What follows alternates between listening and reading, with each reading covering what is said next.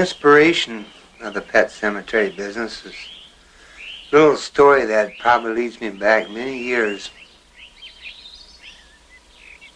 I was born in the state of North Dakota, county of Barnes, city of Valley City.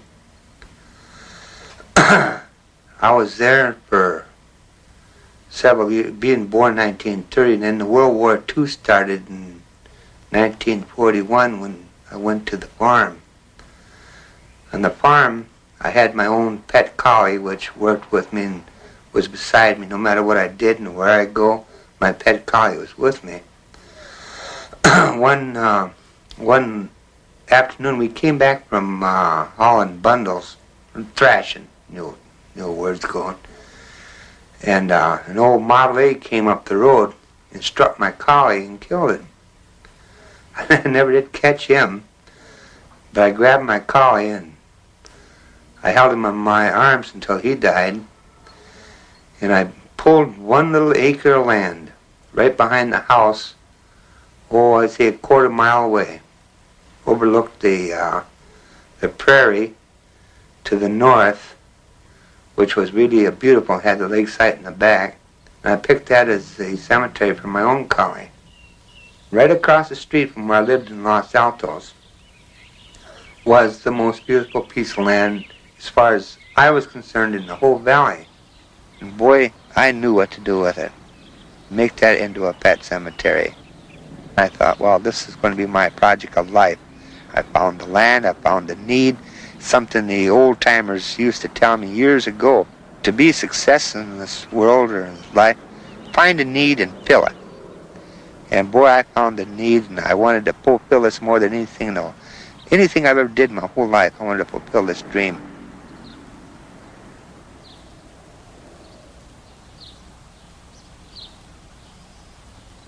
And there is where we started our work. Planning, development, and getting the people interested, I worked with Carnation Pet Food Company, I worked with Safeway stores, I worked with Lucky stores, several. I remember talking to Dickie E. with Dick Supermarkets and asking him if I could come in and work in his pet food section and just hand out my cards and talk to the people about having a pet cemetery. I went to grooming shops, I went to the veterinarians, and the interest I got was just phenomenal. It was just great. So then I had to get some more interested people in the idea of it because we needed the financing. Floyd is a very heartwarming individual and a man that likes to do a lot for everybody. And he'd happened to come into the office one day, and him and I got to talking. And his real name, I think, is Floyd, but we always called him Mac. And Mac very surprisingly said to me that something he'd always wanted to do is put a pet cemetery together. So I told him, I said, well, see, Mac, that's amazing because we've just been thinking about the same thing ourselves, and maybe we can put it together, as under one group. So he said, wonderful. So I was made aware of this property that is in Los Altos on Foothill and Highway 280, and we felt that that would make a great place for a pet cemetery because it had tremendous visual ability and the thousands of cars that went past 280, and the property leaned in other directions as well. It was a marvelous location for a restaurant or a motel or various and sundry things. We found that people by the name of Dutton owned the property, and we approached them and asked them what they thought of it. There was a meeting held at Mr. McClure's house, which I attended. I was a little late, but during the meeting, Mr. Dutton had expressed his wishes, desires, and needs to Mr. McClure, and emphasizing very, very strongly that Mac, you have nothing to worry about. I'm a minister of this particular church. You can trust me. You can trust me. You can trust me. I'm a minister. We will have a pet cemetery. It will be a success, and you and I will put it together. We'll do it. We'll have it. just you and I. That was sort of a kismet idea. So we went to work on the pet cemetery, and the ugly crisis, which we used as our basis, and this was nothing against the SPCA of Santa Clara County. It was nothing against the Animal Control Officer of Santa Clara County, but the idea that we needed the concept and for the people that loved their pets and needed a place for them. Not the garbage pit, not the garbage can and a place to bulldoze them into the ground, because we had more love and desire for our Mother Nature's little pets. God only gave us these pets to be our fellowship, our desire, and our will. And what have we got to give them in return? Not to be put into a garbage pail or a dump ground, but our last goodbye for the thanks that they gave us. Rendering is one of the oldest industries. It dates back to the time of the Egyptians. They can trace it back this far, rendering. In the Bible, you know, way back in the Old Testament, the guy cut off the sheepskin, right, and put it over him. Put the lamb fat on him to keep him warm. It could be the oldest industry in the world. It could be. It's possible. When the public got concerned about recycling, that's when the rendering industry started to blossom out, so to speak, and say, hey, we've been recycling for 500 years here, you know, take a look at us. We are recycling. We're doing what everybody wants us to do, and that's when we started to come forward. Before that, nobody talked about the rendering industry. That's why it was the invisible industry. Nobody ever mentioned it, you know, on the quiet side, what those guys do out there. They boil all this stuff in pots. It stinks. What is a rendering company? A rendering company. And my mind pretty exploded with the thought and remembrance of a very bad nightmare, a dream of hell. And it took me back to this rendering company in North Dakota, where all the little pets at that time, when they died, were a truck had come out and a big old driver come and grab your pet and throw him in the back end of this old truck and take him to what I call the boiler chambers. It's controversial. In other words, we stay low key. We don't want people to know we're bringing in animals and reprocessing animal byproducts. I don't know. Some people get nauseated by the thought. They get nauseated by it. You know that? You know what actually nauseates? I've had people ask me. I've been at a dinner party and been sitting down at a dinner table, and somebody will say, what do you do? And I say, hey, I'm in the tallow business. And somebody will say, oh, geez, don't bring that up right now, huh? Wait till after dinner when we all break up. I mean, in other words, we don't want to talk about what you do, Mike. It makes us sick. Why? I don't know, but it does. People say that all the time. We called it back home a glue factory. They don't waste nothing. And they take the meat and strip it, and they take the bones and boil them and cook them and make some kind of a meal out of them, and they don't waste nothing, not even the toenails on the animal or anything. And the smell that came from it, and I walked in there one day as a child and I seen all these animals laying there. Being a 4-H man and an animal lover, and I just thought, boy, being in hell, here I am. I'm sitting in the floors of hell right now. I furnished a car or the station wagon, and Mac furnished some furniture and his time and his promotion skills. And Joe also furniture and some labor. We both dug the first few graves, and I made some of the caskets, and Joe would also go around and pick them up, and he'd go around and pick up the pets to be prepared. Burying the pets was a very, very difficult task. Mr. McClure was physically handicapped. He couldn't no way do any physical labor whatsoever. And my having full-time employment was mostly done in the evening. A gentleman came to my door, and the gentleman was a huge man.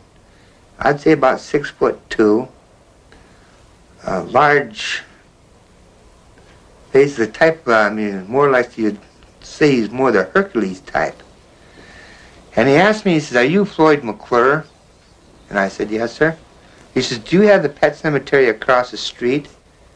My house is right across the street from the cemetery. And I said, "Yes, sir." And he started crying. I thought, what, I asked him, "What's wrong?" And he said, "Well, last night my dog died." And he says, "I wanted to bury him this morning." And his family was home and that, and they were going to go to church and that. But he had him completely wrapped in like a mummy, partner. I would then get the pet out of his car, lay him out in a driveway, and proceed to clean him up, brush him out, make him as presentable as possible under the circumstances. We had all kinds of animals, every type of animal. We had snakes, we had rats, we had monkeys, we had chickens, we had hamsters, we had mice, same field, rodents of all types. And we had, of course, dogs, cats were our main pets.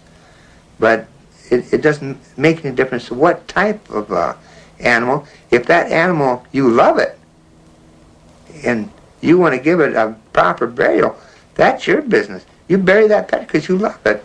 You could have idea that all animals should be buried, but if you live over here or 5 miles away or 10 miles away and you have a horse, and that horse dies on a Saturday and it's 102 degrees and you can't get anybody to bury it, I'll tell you, you're going to get a hold of the rendering company real fast, because you want that horse out of there, like now. See? I remember one young lad there that he had a pet lamb. And his lamb died, and right away his dad, picked up the phone. This is a 4-H animal that, he'd taken from birth and that, and just loved this animal. And right away his father had grabbed the phone. Back in North Dakota, very few people had phones, but at this particular farm they had a phone. He called it the rendering service outside of Valley City and asked them to come and pick up the animal. I've had people call and that have an animal, and they'll want us to bury it, and we don't bury animals, and they're crying, and people are very emotional about it. That's why it's a controversial thing. That's why I don't like to break away and get into the individual things. But you take a guy who loses his pet horse, to some people, it's like losing their son or their daughter. I mean it. That's no kidding. They're really chilled up, bad, heavy. It's heavy. You get some real moaners on the phone. They're crying. This young lad, boy, he was so upset. He went out and jumped on his pony and rode clear over to our place and told me that his pet had died and wanted to know if he could bury his pet with my collie out there. And I said, "Well, sure." So we hooked up a team of horses and we headed out to his place to beat the rendering truck. And we did. We got there and got the pet on the wagon and got him back over to the farm, and I guess we beat the rendering truck about 2 hours or something.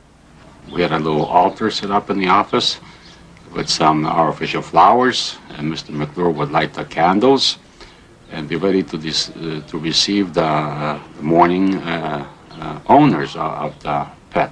The mother was uptown shopping, and the kids were home. I'm not talking about just small children. I'm talking about kids that are teenage children. And the mother had given Pacific chores to do. Well, one was the girl was to wash and dry the clothes. One was to wash, and the other one was to take the clothes out of the washer and put it in the dryer. So anyway, the job was done. And the girl threw the clothes in the dryer and slammed the dryer door shut and walked back to the kitchen. And as I understand this now, then she heard some meowing and frightening screams of the cat. and they were looking for the cat and couldn't find the cat. All of a sudden, they seen in the dryer. They thought they heard in the dryer, and they opened the dryer door up, and there the cat was in the dryer. Well, the little cat suffered a broken neck, and I guess they'd called out the fire department and everything there to try to revive the cat. The cat did pass on. The love that people have for their pets is really tremendous. It's something that it's very, very difficult to explain. On several occasions, I've seen it myself where we were burying a pet, where the whole cemetery would be at the gravesite, and the children and the mother and the father would really break down and actually cry. The little services that we give out there at the cemetery, we bring out pretty much that here before us lies little Toby. Little Toby was put on this earth for two reasons: to love and be loved. And today we're standing here saying goodbye to little Toby, who was the Smith's beloved little friend. And now we are going to give you back, little Toby, to Mother Nature. Well, we had a gal here. I had a gal hired here. Now this will show you what you're up against. That she never went in the plant. She never left this office. And you don't see anything from this plant. Yeah, these trucks come in, but you don't see too much, right? And she didn't see anything. But she left. She quit working here because it bothered her mind. The mere fact of what we did bothered her mind. And she never saw a damn thing or smelled anything. This is one thing that really bothered me a lot, that really got into my heart, was knowing not only that animals are being treated in such a violent way after death in this rendering company, by being tore apart and every scrap of their body being used in one way or another. But the smell and stuff was so terrific. We'd even sit down in the evening time to our meal, and the only thing that hit your nostrils wasn't that good piece of meat you're about to eat, or the vegetable, or the nice dessert that's put on your table, but you first had to grab the wine glass off the table and take a whiff of that to get the smell of the rendering company out of your nostrils before you could eat. You know John Esquaga's nugget up there? They lost one of those elephants one time. Geez, they didn't know what the hell to do. We got it, and somebody made the statement, hey, that thing went to the rendering company. We had so many phone calls, and we actually had to deny that we had that animal. We told them we took it out to Pet Cemetery and buried it, because people just didn't want to get, people got chilled up. What happened to that animal? What happened to that elephant? Where's the elephant? You know, every once in a while they'll lose a giraffe at the zoo, or they'll lose, Big Bertha, or they'll lose, Joe Bear, or whatever his name is. And I mean, people say, hey, what's going on here? We better bury this and get a plot and everything, see? So we got a standing deal with the zoo. They don't tell where the animal went, because they don't want to be in the burying business. When I came here and seen this ugly crisis, these gas chambers that they got built down here, and these pets half dead going into the dump grounds, and the bulldozer going over the top of them and leaving them half alive in the garbage dumps, brought me back to that, and I thought, boy, we're going to beat this. And this is the part of the inspiration of getting our little pets out of these places and into a cemetery. Something that we can be proud of saying, my little pet did his chore here, that God has sent him to us to do a chore, love and be loved, and serve his master. And boy, these little pets have did that, and not let him go into the bases of the living hell. Like I said before, death is for the living and not for the dead. Sing big. Come on, come on. I want my oh, so sleepy. I want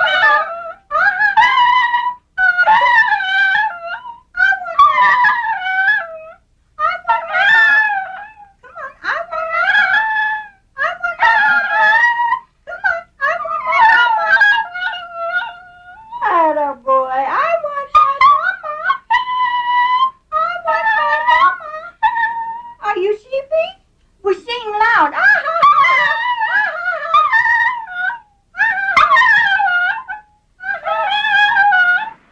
How can I say how you miss them, and how you wake at night, feel around for her, hoping that she's all right, and then she's not even there. It's heartbreaking, and then you remember that she is gone, but you get to thinking where she is, and you know where she is, and you're happy where she is, and the next day you go out and take flowers and maybe meditate a little bit and think of how often maybe you cried into her fur. People like people because they like one another. And people don't trust one another thoroughly like an animal and a human being. I can know you very well, but when I turn my back, I don't know you. Not truly. But my little dog, I can turn my back on my little dog, and I know he's back there. He's my little friend. He's not going to jump on me or bite me or anything like that. But human beings cannot be this way. We didn't get an agreement, which is our fault, in writing. And it just kept getting involved, more involved. And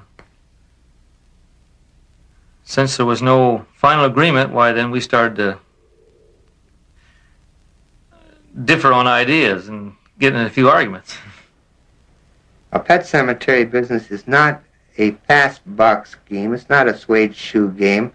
It's a good, solid business enterprise. And in order to have this concept, I mean, it has to be in your heart, not in your billfold. And these are the type of people I wanted in business with me in the pet cemetery concept.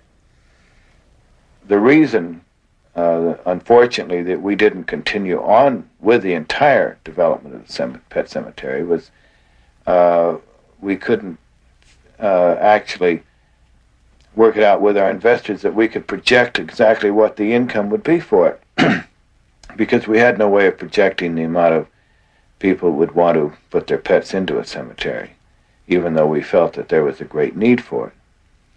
So after several weeks and several months, we decided that it would be better to turn it back to the original owners, which was Mr. Dutton and his family. I was told that Dutton's trying to get themselves involved in some sort of gold venture or exporting of dead animals from the United States to Mexico for some university in Mexico to do some exploration type of work on the animals. Mr. Robert Dutton had convinced Mrs. Ken Dutton to have her child born in Mexico, so he would be a Mexican citizen, and under those pretenses, he could have a business in Mexico and control it. Mr. Dutton came back into town, and then he decided at that time that, well, maybe this is just a great thing. I mean, I can't speak for this man's mind, but the only thing I thought at the time was the way they decided I should open one grave site and put several pets in the one grave and then close it. To me, it only spelt one thing. Let's get all the bucks we can out of this.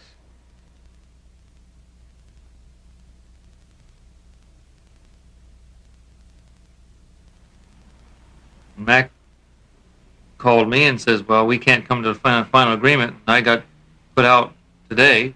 He says the attorney's advice would be to get all those pets over on the legal side and vamoose.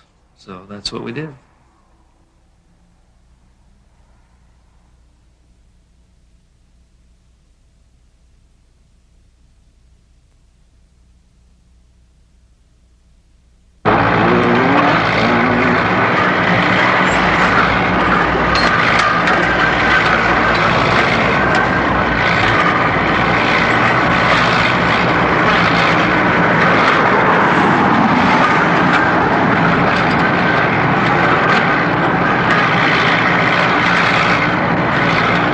Mrs. Billingsley came out to the cemetery and said that they had moved the stone on her animal. And I said, how are they going to get the animal out of the grave, the casket out, if they don't? move the stone. And she said she didn't want her animal moved. She said, you talk as though I didn't care about my animals like you did about yours. And I says, well, that's the way it appears to me.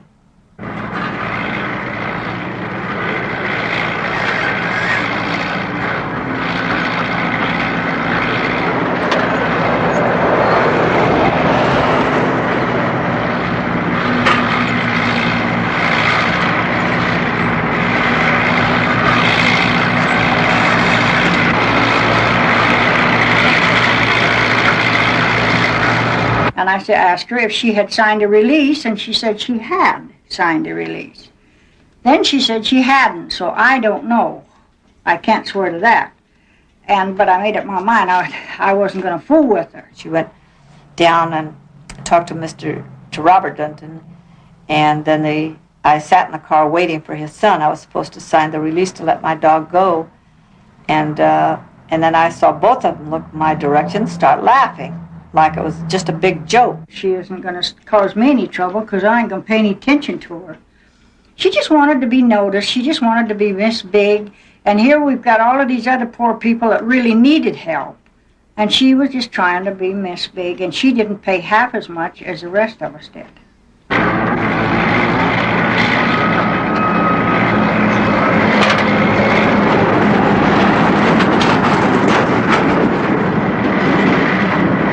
I don't know whether she really liked her animals or loved them, or whether she was just trying to show off and make a big impression. This was my idea, because anybody that would come whizzing up in a Cadillac with all of her furs on to a cemetery, and you know when they're digging animals, it's going to be an odor there.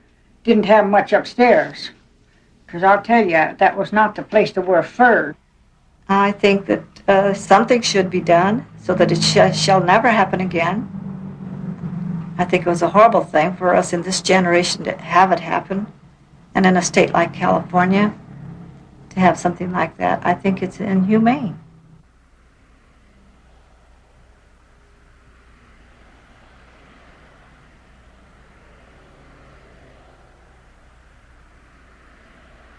I think Mac really wanted a pet cemetery. I think he had probably a great love for animals.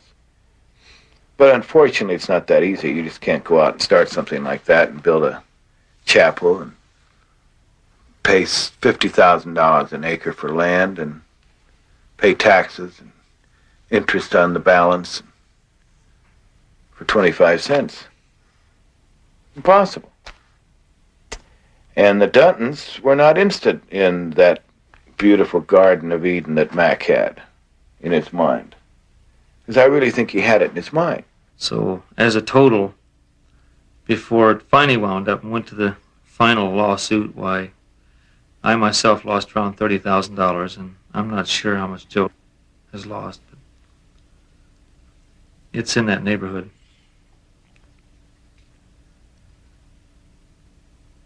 I suppose after you lose this kind of money, you just keep working at it until you're going to be a success at something. I don't know.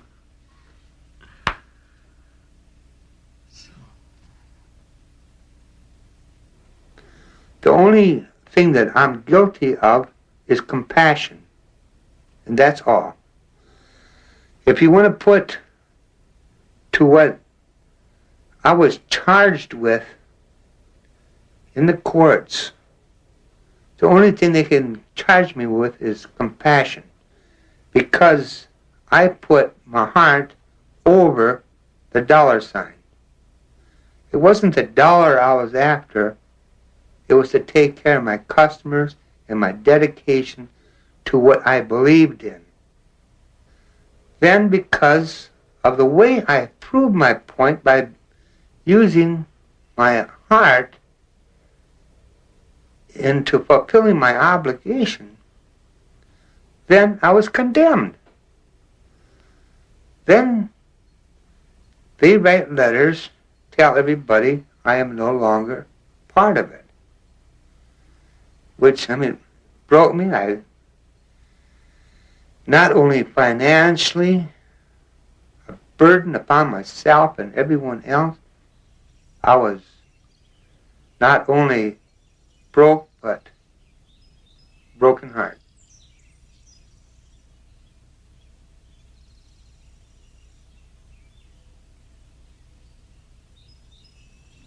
I'm raised on a farm.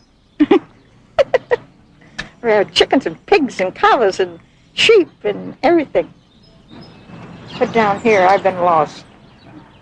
Now they've taken them all the way from here up to the, what's that name of that place up above here a little ways? That town. Commences with B. Blue Hill, it's Blue Hill Cemetery. I think the name of it is. Not too far, I guess about maybe 20 miles from here. A little town there, a little place. You know where it's at, that place. But I was really surprised when I heard they were getting rid of the cemetery over here. We're going to put in buildings or something over there. Well, I know people have been very good to me, you know, Ron. Well, they seen my condition. I guess that's what they're sorry for me. But it's real, my condition is. It's not put on, that's for sure. Boy, if I could only walk, if I could only get out, drive my car, I'd get another car. Yeah, and my son, if he was only better to me. After I bought him that car, he's got a nice car. I bought it myself just a short time ago. I don't know. These kids. Sometimes the more you do for him, he's my grandson, but I raised him from 2 years old. And my husband always told me, he says, Mama, someday you're going to be sorry. That was a car, huh? Was that that? Oh, boy. He says, some days you're going to be sorry. You see how it happens, things? I don't see him very often. And he just got the car. I didn't pay for all of it. I gave him $400. Pretty good. His boss knows it. Well, he's not working for that outfit now. He's changed. He's gone back on his old job. Hauling sand. No, not hauling sand. He's working in the office, that's right. He took over the office job. Yeah, his boss told me that on the phone. But you know, he should help me more. He's all I got. He's the one that brought me up here. And then put me here by myself among strangers. It's terrible. You stop and think of it. I've been without so much when I first came up here. And it's just, you know, it's, that's what half my trouble is from him not being home with me. Didn't cost him nothing to stay here. Every time you need money, it'd always come, Mom, can I have this, can I have that? He never pays back. Too good, too easy, it's what everybody tells me. I quit now. I quit. Now, he's got the office job, I'm going after him. I'm going after him good, too. If I have to go in a different way, he's going to pay that money. He's got the office job now, and he makes good money anyway. And he has no kids. He is not married. He never get married, he says. He was married once. They're divorced.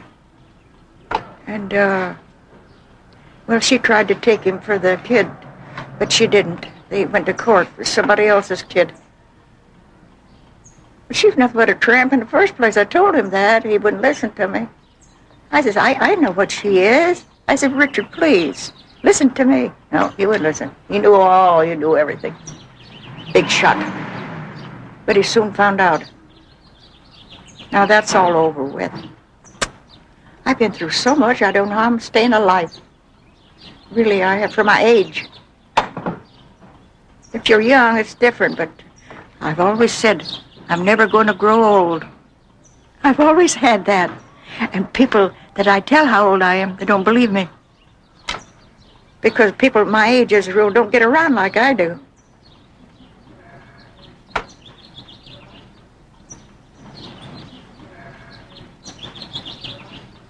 Skippy's been dead quite a while, 2 or 3 years.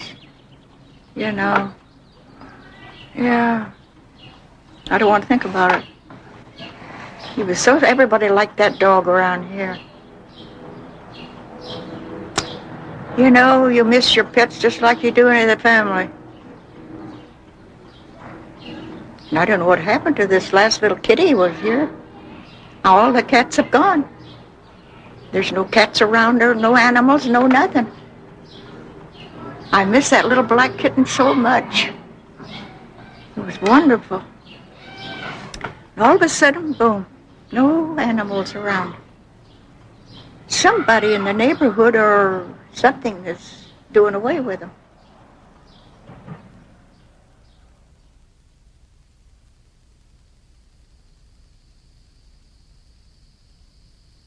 The thought of trying to bury 400 pets was pretty hard to accept at the outset. However, we felt that we had an obligation to pet owners, because if we were not to take on this endeavor, it would leave many pet owners with a sour taste and could set our industry back for a long time. We're often asked, why is your business apparently successful where others have failed?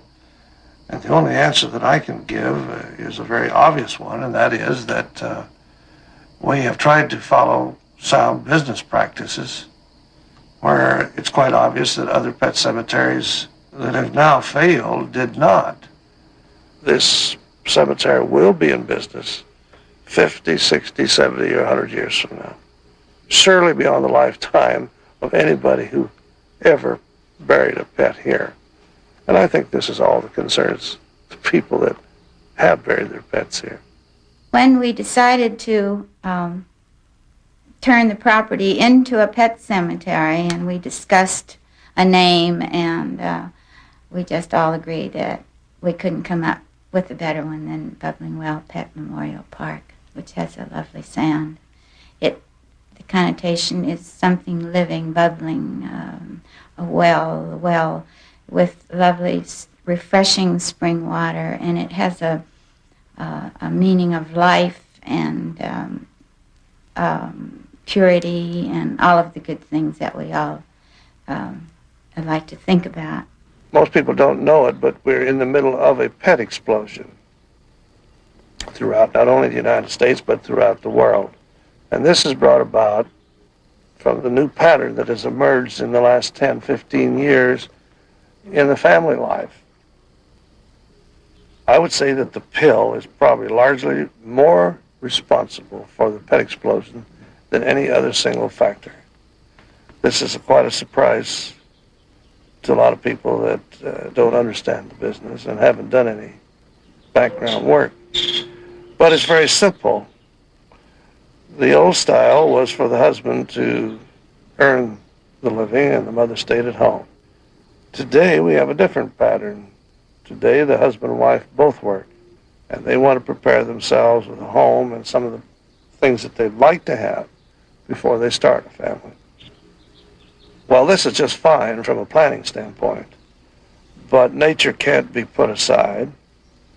So when the young mother comes home, she has to have something to fondle, something to mother, something to love. She'll have a pet. The rest of it, in the normal pattern, would be that the grandparents would have children, grandchildren, to take care of, to fondle, and to help to rear. And this would satisfy their need for love and giving of love and receiving. But when this has been set aside for 5, 6, 7, or 8 years, what do? They get a pet. Now we're talking about both sides of the family. We're not talking about just one. Now we have a 3-way explosion. Well, we're here to put Caesar in the ground today, and I know that this is something that you've not looked forward to, but I would just be interested to know how you picked Bubbling Well, and just tell us a little about Caesar so that we can have as much personal feeling about this as you do, because we're going to be Caesar's caretakers and take care of his plot from now on. Mm-hmm. And although we can't know personal details about all the pets of all the people that come to Bubbling Well, we have a great feeling for pets, and we surely want to include Caesar in our pet family. Cal, here's a little picture of Caesar here, and I think After you see that, you can yes. understand why we wanted him buried in a good place like What a Bubbling Wells here. You know, I feel like I know him. Is that right? That face, that smile. He was I quite feel- some dog. And what was his pedigree again? He was a mixture of Australian sheep and terrier. And terrier. Yeah. Australian As you sheep. can see with all that hair he had. Did he have a coat? And Isn't look he at beautiful? that face. I've never seen that kind of a mix. And we get many, many different combinations. One thing that we get and we see is it's the combinations, it's the crossbreeding that produces seemingly the best pet. Right. The purebreds are fine, and a lot of people enjoy their relationship as much as others. But it seems that when we get a mix, that somehow it seems to bring out the best in all the breeds, and they make a better pet. Right. I don't know. Well, This leave is it at that. most unusual. Most unusual. I just could say I've never seen anything like that. He always had the hair down over his eyes. Always, that's from the sheep. That's from the That's sheep. from the sheep heading, yeah. You never had any trouble looking out, though. No, he found his way around pretty good. He got around. Yeah. I'm sure glad you showed He that to always got around me pretty nice. me. He got. I bet he Right. did. I'll bet he did. Our oldest son, who was in the insurance business back in Salt Lake City, decided that the pressures in the insurance business were getting to him, and he made a trip back home to just sort of look around the Bay Area to see what might be available. And his mother, as devious as she is, sort of got him on the hill and really sold him a bill of goods, and the next thing we knew, he had decided to bring his little family back to Napa.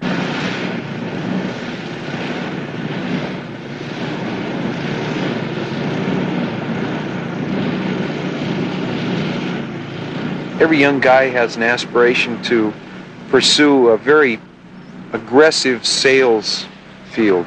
So about the only thing I could think about was insurance. So I started off as a salesman and worked my way up to a sales manager. But all throughout that whole thing, I wasn't cognizant of it, but I was actually using my strength and my youth to the height. I was burning out. I could not exceed 150 pounds. No matter how much I ate, it just, there was so much mental work there, and I had ultimately no free time. So I resigned my position, and of course gave them plenty of warning and stuff. And decided to come back to California. I have to say to myself, what does it mean to me, What does this mean to me? What is it going to mean to me? So I recognize this, and a couple of things that when I was instructing, in motivation back in Salt Lake City, is that, if we don't stop and ask ourselves a question once in a while, to probe our subconscious or to probe our conscious. I used to teach it. It's a plain, simple formula. We reduced everything to a formula, memorized it, and therefore we were able to repeat it constantly. I used to call it the R2A2 formula: recognize, relate, assimilate, and put into action. Like I could be driving down the freeway and see a 450 SL, and I could say, "Hey, I like that. What does that mean to me? What will I have to do to get it? How can I do it? And then go to work for it and strive for it. It kind of makes life easy. I think that's why a lot of people they get frustrated, they have emotional problems, is that they don't know how to cope with their mind. There are three things that, that I've got to do, and that, if anybody wants to do to be successful, is to have the desire, the want to, Why do you go to work in the morning? Gee, why am I here? Because you want to, But that's obvious. And then the next very important ingredient is something that a lot of people and a lot of businesses fail to delve into. It's the activity knowledge. It would be the equation to a mathematical problem. It would be equal to the chemist's ability to emulsify chemicals, properly, the valences. but the knowledge of it, the whole scope, everything in detail. And then the third element would be, of course, the know-how or the experience. I have the inspiration to action. I don't have the activity knowledge, but I'm getting the know-how before I'm getting the activity knowledge. As a matter of fact, I'm getting more know-how than I'm getting activity knowledge, but they can be correlated together. They can be overlapped. Dan, our youngest son, graduated from Chico and with a degree in business administration, and he thought this entitled him to an executive position out in the world somewhere. And after many interviews, he found that it wasn't that easy, so he agreed to come home and, with a lot of reluctance, to try this out, to see how he and his lovely father would get along. College is an interesting experience in that I was kind of taken with it my first few years. I would study like 8, 9 hours a night, and I really caught up in the idea of doing all the studying. But towards the end of my college days, I ended up partying more than I did actually studying. But, I learned a lot. Not that I learned, I took many classes, say in mathematics, business administration, marketing, and things like that. And it's not like you're given things to learn. However, you don't retain the knowledge that you learn. It's the idea that you're applying your brain, you're exercising it. That's the part where the education comes in, I think.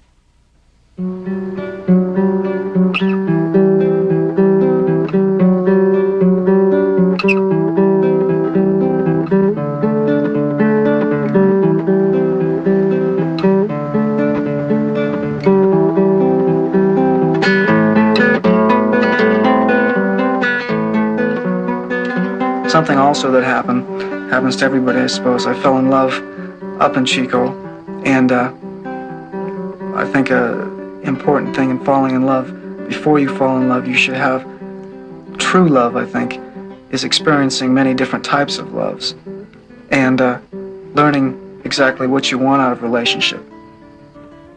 I spent about 2.5 years with a woman, and I fell in and out of love, and I learned a lot of things. Nothing lasts forever. It was something that hit home. It was, I think, a broken heart is something that everybody should experience because it makes you appreciate any future experiences that you have. It makes you felt the hurt, so you can enjoy the positive aspects of love. So I finished all those experiences, and I came back here to the park, and my father offered to take me on and teach me the business.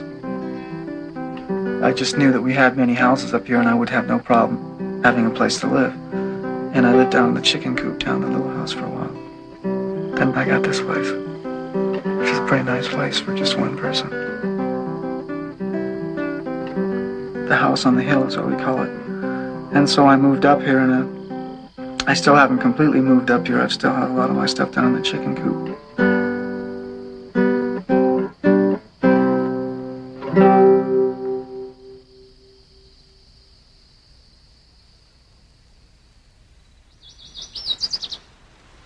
My dad initiated this whole program, I would say, approximately 6 years ago. So therefore, he has the greater amount of knowledge. He has the public relations with the veterinary doctors. He knows them not only by name, but also by their secretaries and also their wives' names. He has a vast amount of knowledge.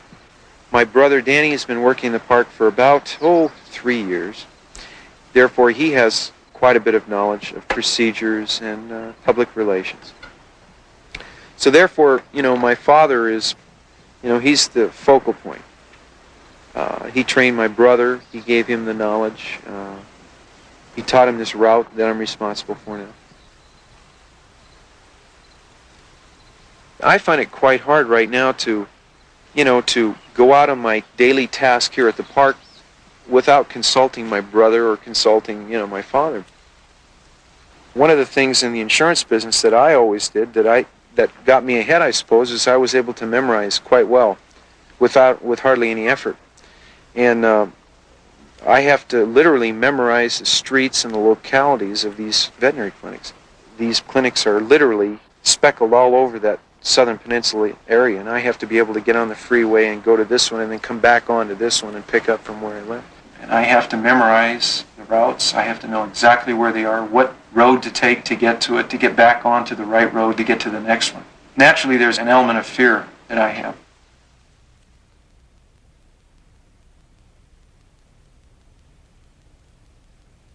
With our permanently markers, we have several different formats that the people can choose from, and you can see some of the different formats right here. Now, in some situations when the people don't have actual photographs, they can sketch a picture right onto the alloyed steel. Now, probably the most popular type of marker that we have in a permalloy is what we call a vertical type picture. And the reason being, a vertical type picture, they can place the photograph in a position so where you're getting maximum amount of surface coverage with maximum amount of wordage usage. I have to keep telling myself, geez, there's going to be more parts to this thing. There's going to have to be an advanced selling program. I'd like to be selling in Los Angeles and getting the cemeteries there and starting another one in Los Angeles, maybe Seattle, a larger city where there are a lot of concentration of animals. With our private burials, we have two systems of marking, and the first is what we call a grid system. And the way it works is we have a rectangle with letters and then numbers, and in a vertical position we put numbers, and the numbers go from 1 to 17, and then we have the alphabet. It's a cross situation where an animal, say Bonnie, would be 9W. What that would mean is that the people would go to row 9, then they'd go to W, and where those 2 points crossed, you would have the location. This opportunity doesn't mean a damn thing to you unless you're willing to work hard, to study, to be a student, and to apply your experience and to do better constantly. So I think, that's what my father's done for many years. And I know I've seen his successes. He's read the same textbooks I have. Danny is basically doing the same thing. And then this is what I have to do. I have to learn to put this knowledge into reality.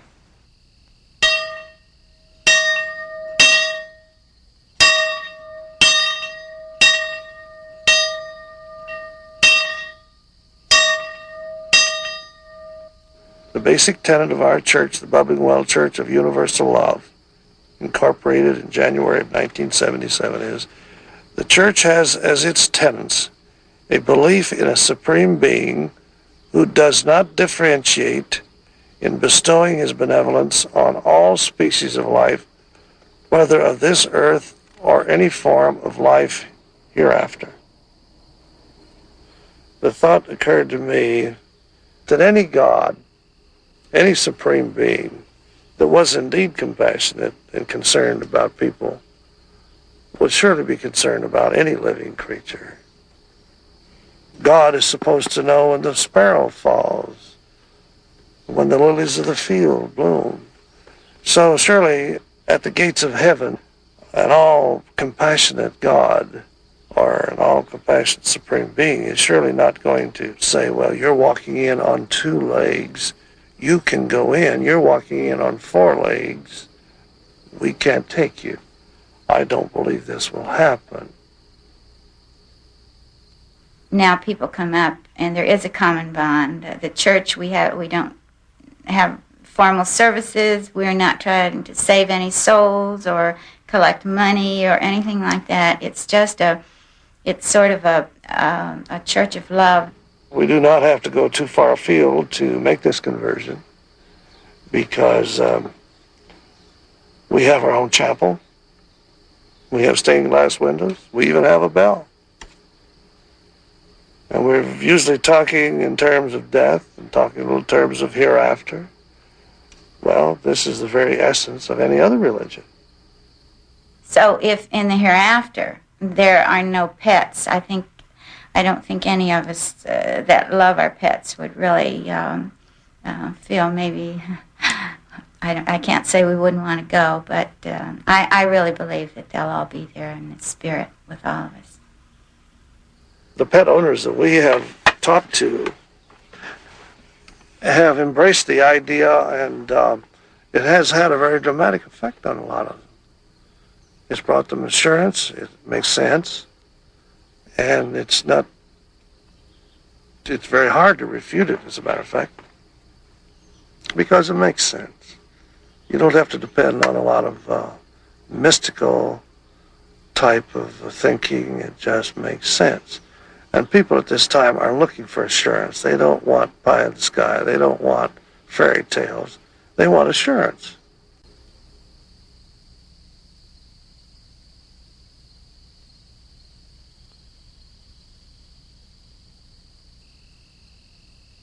Trooper was a type of dog that didn't have other dogs to relate to. He lived with adult human beings, and having the inability to communicate like human beings do through conversation, he did it with his mannerisms and his eyes and reception. And one of the things that you noticed with him is when we were sitting in a room, he would position himself, and as each one of us spoke, the tone of their voices would direct his attention to that person. And during the course of the conversation, if the conversation was pleasant, he would react to that, or if it was sharp, he'd react to that. And he also had a sense as to what the subject of the conversation was. In particular, on Christmas time, the discussion about gifts to various members of the family, and there were certain things that we knew that he particularly would like, as to doggy bones and little chewy things that he had. Well, of course, we didn't conceive that he would be aware of our conversation, but yet we were relating to him because, as I say, there was no one else he could talk to and relate to besides, except ourselves. Well, Christmas morning, in fact, this was just before his death, we all came down to open our presents, and they were all laid out in various sections around the Christmas tree, and we would hand each one of us a gift, particularly with my mother-in-law, or being the elder of the family, we'd bring her presents. Well, he lined himself up and couldn't wait, and he went right to the direction of where his packages were and started unwrapping them right in there, and they were not laid right out in the open, and he unwrapped his presents just like sharing with all of us there. It's amazing that there are so many different aspects of this. It's not just, an opening in the ground. Somebody prefers a casket or not, and the ground is put back into the opening. No. Sometimes the people like to come up and witness the actual burial of the animal. Sometimes they don't, and we pick out a date that's convenient for them, and they come up. And as far as preparation, a hole has to be dug, prepared. We have to make sure that the hole is going to fit the size of the casket, because you don't want to make it too large because you're going to waste space, and you don't want to make it too small because you can't get the thing in there. Mentally wise, I don't worry about putting an animal down into an opening, because if I don't do it, somebody else is going to have to do it. It's just mind over matter. You have to prepare yourself for it. We pick up animals that are 150 pounds, greyhounds, and they're very heavy. We have to bring them into our bodies to be able to hoist them into the truck. So it's mind over matter once again. Sometimes they come in, when we get them, their hair is matted, and they're very moist from being in a freezer where they're kept. And so they have to be combed and dried out a bit, which isn't the most pleasant thing in the world, but it's not that bad, really. I mean, after a while, it becomes something that doesn't really bother you at all. But I don't know what happens down there. I really don't. The moisture, the contraction, the expansion of the ground, of course the insects and so on and so forth. There's another world down there,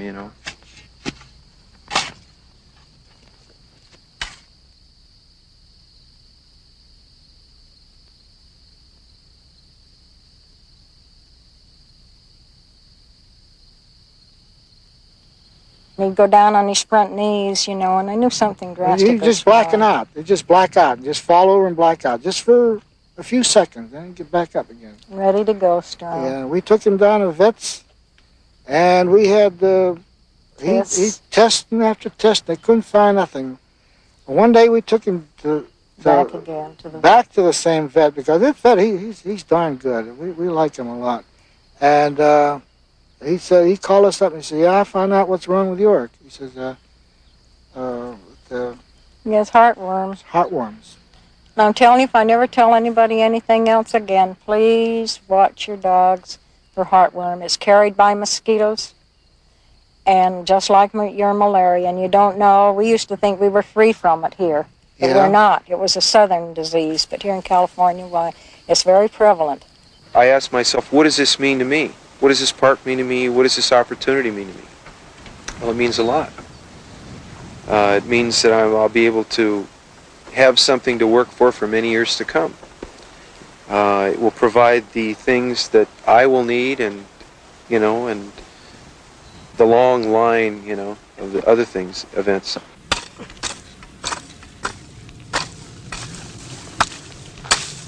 Phil has moved into the business. He's slowly learning it.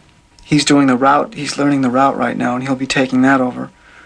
But at the same time, he's learning about the private burials. He's learning about handling the people, because there's definitely things you have to know to be able to talk to the people here about their pets. You have to see by example. You have to learn by example.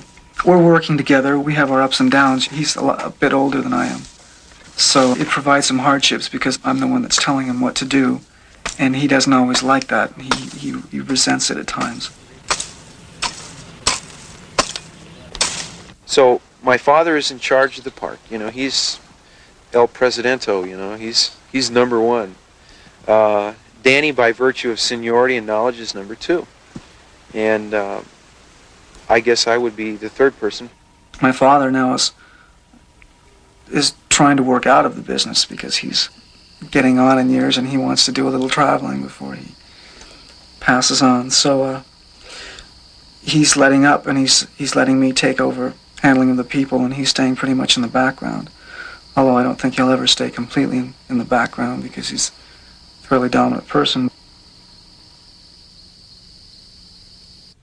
Then he came out of it, and he was perfectly normal and racing through Golden Gate Park and along the Ocean Beach. And then just as suddenly, we took him over for a checkup to recheck the prior prognosis, and they said that they thought he was all right. He came home on a Wednesday afternoon, and I can recall he was so relieved to get out of that veterinarian office, having been in there all day, that he had a habit, to me, I always got a kiss on the knee area, and I recall that as probably the last time I remember him doing that. And then just as suddenly as the kiss, he seemed to go right down, and we kept phoning the vets, and they said, well, not to worry, that they didn't particularly like to eat when they were under medication. It just started to bring him in on Monday, but before that happened, we ran him to the all-animal emergency hospital, and the Dr. Benjamin there, it was too late. He was gone by then, so he just passed away on the Sunday after it. But the main thing is for people who have dogs and they don't breed them, the most intelligent thing I would recommend would be when the dog is about, I suppose the same for cats, but 2 or 3 years old, that is the time to make a decision to have them neutered. You keep that idea of building this place up, of fixing it up, and eventually it will be something that can compare, that nothing else can compare with. That idea keeps the whole thing together, and that concept is what keeps us together, I think. My dad used to tell me when I was a young kid, I'd look at a job that had to be done, and he'd say to me, nothing's impossible. That always stuck in my craw. I couldn't believe it. Nothing's impossible. Well, I kind of learned that when I got in the insurance business, that everything is possible. It's just that you have to look at it with the right frame of mind. And that's important in your mind. There's a tendency to sit on your laurels and be somewhat complacent about small advances and small accomplishments, or even sometimes large accomplishments, have a tendency to put you at ease. However, this is a trap, because we are not content with just having an ordinary nice or good pet cemetery. Ours is going to be the finest. We're not going to stop until ours is the finest in the country. There'll be no finer when we're through. When I'd hire a guy, I'd bring him into my office. And I'd specifically design my office so that I could display the maximum trophies on walls and stuff. And I'd bring this guy in who had probably been making maybe $9,000 a year or less.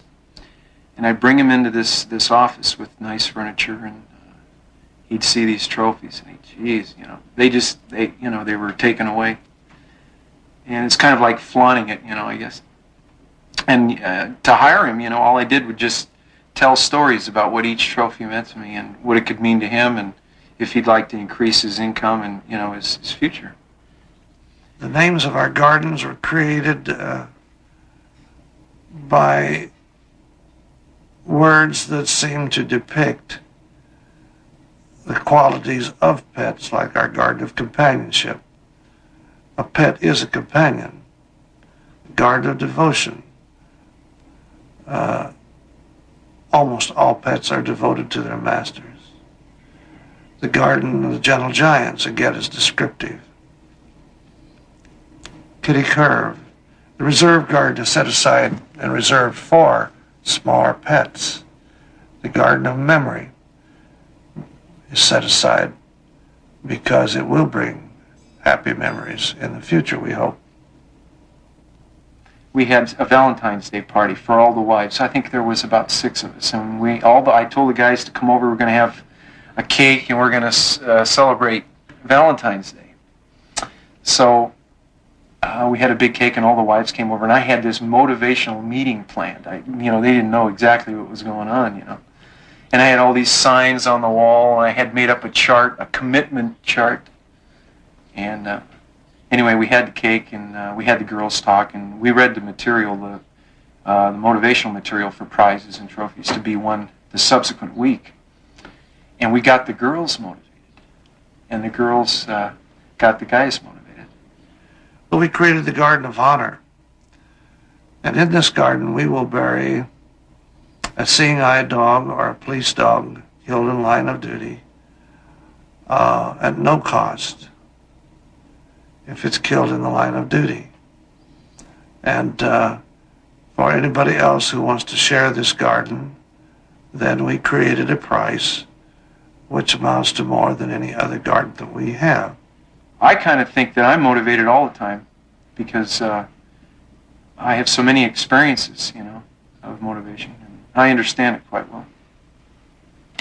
One thing that this gentleman to my left always said, and it sticks in my brain all the time, is that emotions are not always subject to reason, but they're always subject to action. And we all have periods of inertia where we don't want to, get up and do things. So I have to tell myself psychologically that it's going to be a great day, I'm going to have a great day today, and I repeat it over and over and actually do the thing with that in mind. And I've been trying to teach it to my brother. As a matter of fact, a couple of months ago, I wrote him a letter. I tried to write him a very motivational letter, because at the time he was very inspirationally dissatisfied. I don't go out very much, so what I do to pass the time, aside from watching television, of course, is I would sit down and put these tracks down on the tape and just play guitar. And it's something that gives me a lot of personal satisfaction. I mean, with any type of a musical instrument, you're never going to be bored. So much of the time people say, well, what am I going to do? There's nothing to do, and they're always continually complaining. But with a musical instrument, you can sit down and you can provide your own entertainment.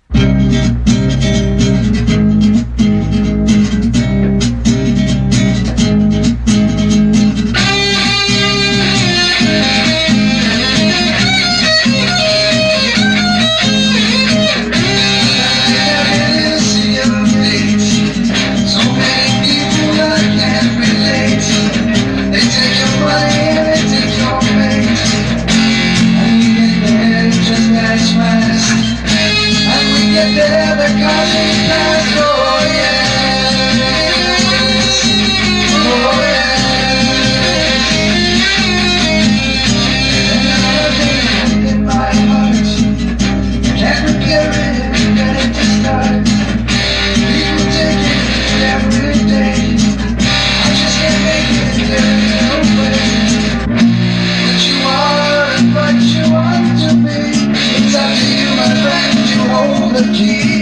even my kids, I try to abstain from the word not and can't and no and stuff like that, which are very negative words, and try to instill, rather than physical punishment, but just saying that, like my youngest girl she's 2.5 years old, and it's very hard for her to understand, the language, rationalize it. So I just sit her down when she's done something wrong, and I tell her, good girls don't do this. Good girls do things that make us happy. We created our little lakes because we feel that this gives an atmosphere of tranquility and helps to break up the rows of little headstones, which can be very monotonous and not too appealing.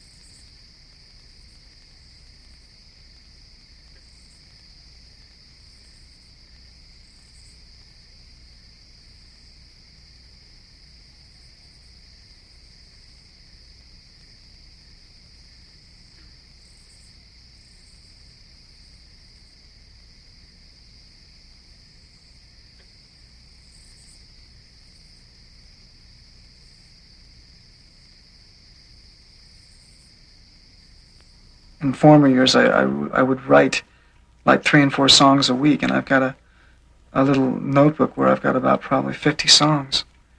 And, you always have the dream in the back of your mind that someday these songs will be published and you'll be famous. But as you get older, you start realizing that maybe those are just what they were, dreams, nothing more. But dreams are nice to have, something to look forward to. It gives you more satisfaction, something that you can think about. Our mind is like a computer. If our mind read or extracted a data line from it, if you put in positive, you would get out positive. If you put in negative, you get out negative. So you have to understand that. Our mind is, we can go into a negative part and into a positive part, and then if you really want to get more involved, there's a in-between, that people never get really negative and people never really get positive. They call it the gray area. But the mind reacts to suggestion, and suggestion is merely an external force or an external thing that you perceive through your senses. Like your smell, your sight, your feeling. You could even be smelling a big vat of spaghetti, and it suggests to you that you're hungry. So therefore, our strongest power that we have is in suggestion. In the power of prayer, that's the strongest power that we have. Success is like a journey. And when you finally achieve success in your given field, it's over, the journey's over, you have to look for something else to motivate you. There was a famous doctor who was one of the first people to climb Mount Everest. Right at the end, he looked up at the mountain. The first time he tried it, he failed. And as he was coming down from the mountain, he looked at it, and he said, I'll climb Mount Everest. He says, mountains don't grow, but men always will. There's a principle of law that with every benefit there's a burden, and the responsibility that you have with a dog, it's not just an inanimate object.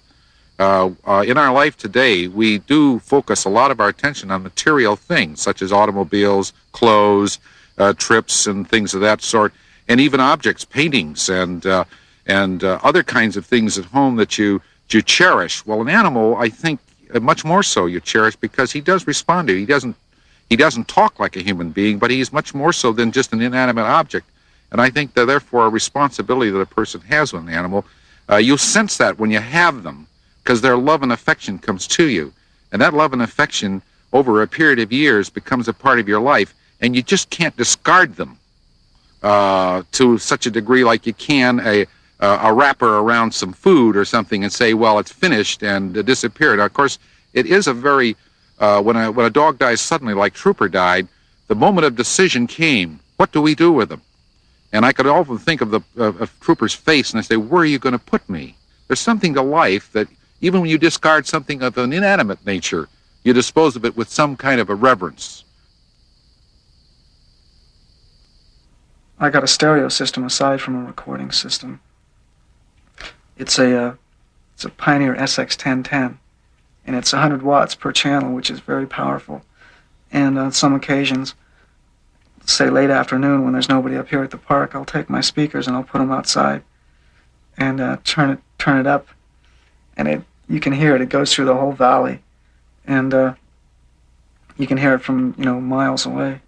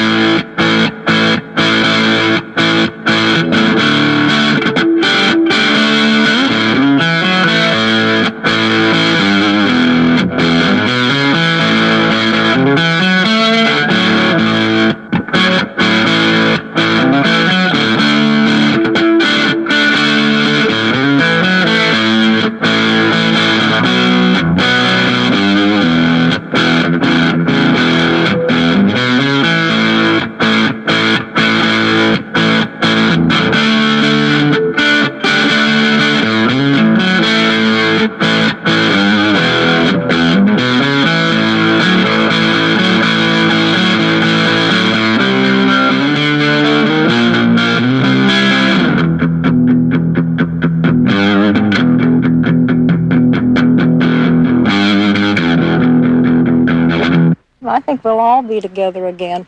I think we're going to live pretty much just like we do here. And I want to be able to find my pets. I don't want them dug up and scattered all over creation. I want them right where I know where they are, where it's like in the hunting fields, like they've had in this life. And I believe that we'll all be reunited. I really do. I believe that from the bottom of my heart. She got me believing that now. I never believed in it, but... Before, but I still do. Because after all, there's your dog. Your dog's dead. But where's the thing that made it move? It had to be something, didn't it? There's your spirit. There it is. I might be dead, but I'm not moving. And you can't put that back in them. But I can take the body where it'll be with it and lay it to rest for a beautiful thing, and it can rest there or be right round there. It'll stay close. It'll stay where he is, and I'll find it again. I really will. They'll be with us. Well, I hope she's right. I think I'm right. In fact, I almost know I'm right. Bet on it, huh? Yeah, I'd bet a lot on it. My assurance to the pet owner that they will be reunited with their pet at some time in the future, maybe under different circumstances and in a different form. As remote as this might be and as hard for them to visualize, it still gives them a degree of hope